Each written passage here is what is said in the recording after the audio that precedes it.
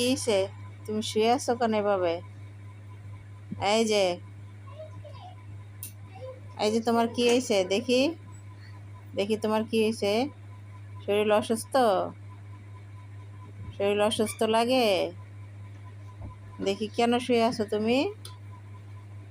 হ্যাঁ, তোমার শরীর বেশি অসুস্থ? মিমি সোনা, এই যে মিমি সোনা, কি হয়েছে তোমার? হ্যালো গাইস, আসসালামু আলাইকুম। আমাদের মিমি সোনা তৃতীয়বারের মতো মা হতে চলেছে। এটার প্রস্তুতি নিয়েছে উনি, যে এখন আরাম করে ঘুমাইতেছে। দেখেন,